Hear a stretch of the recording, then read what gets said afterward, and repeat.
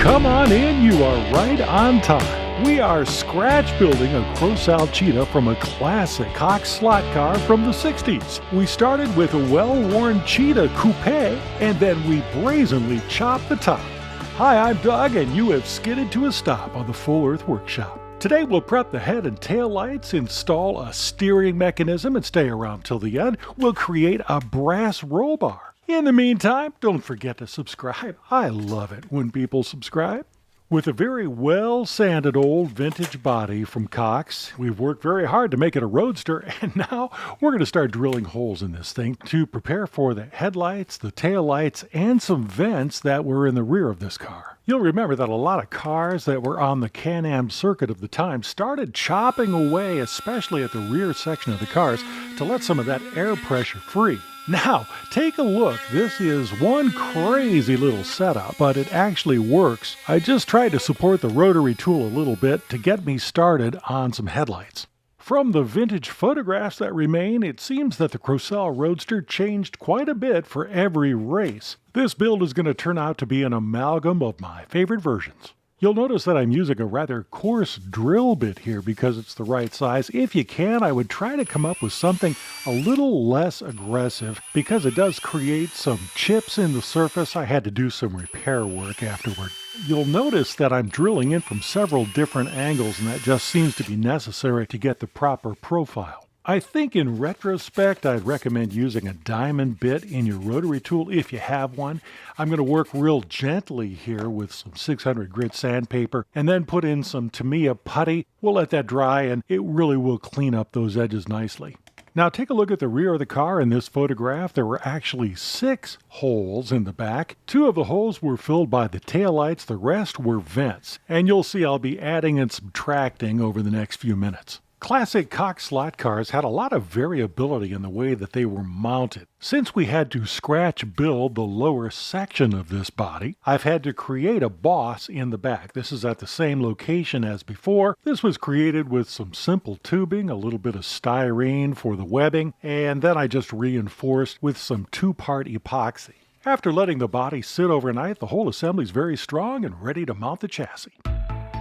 I have always been fascinated by the COX Ackerman steering system that was sold in the 60s. It was available on the GT40, the Lotus 40, and the very strange Lola T70 that was made in Hong Kong. But those were cars that were already assembled. Apparently later COX sold it as a kit. These steering mechanisms are kind of hard to come by, so I've back-engineered this kit. It's made of just 5 simple parts and available on our Shapeways store. I'll leave a link in the description.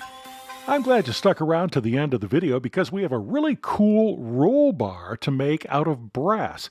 This is a little more complex than it looks because there is a little supporting rod that goes forward right next to the driver. This close-up shot shows you the way that it's going to be going together. Using the rotary tool, I've done a swage. Well, at least it looks like one. I've just ground away both sides of this tubing to give it a little flat spot. I've used a real small bit to drill a very small hole, and now I need to make an acceptor for that part. We'll be soldering on this acceptor, and I'm using some brass sheet to make it.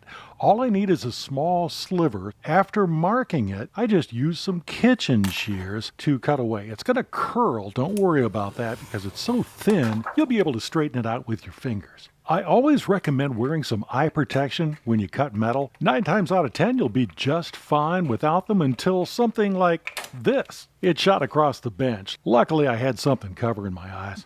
After straightening out this little piece of brass, I'm using tiny little pliers to make a little C shape.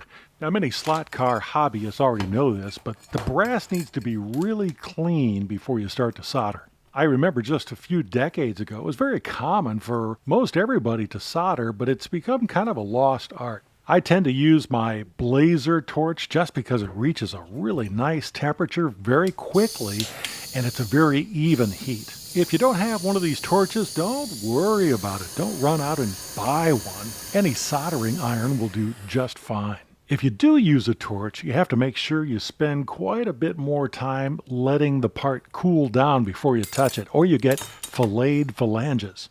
Yes, our little C-shaped adapter is almost ready for assembly.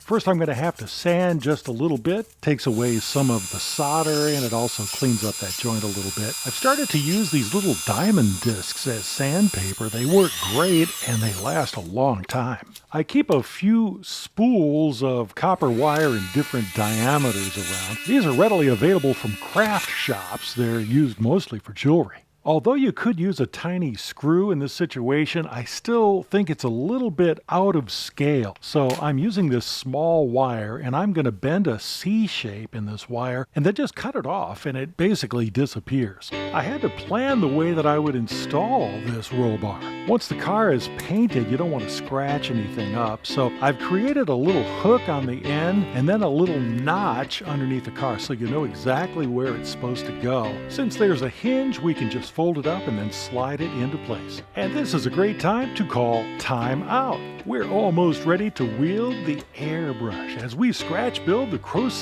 Cheetah. We'll catch you next time on the Full Earth Workshop.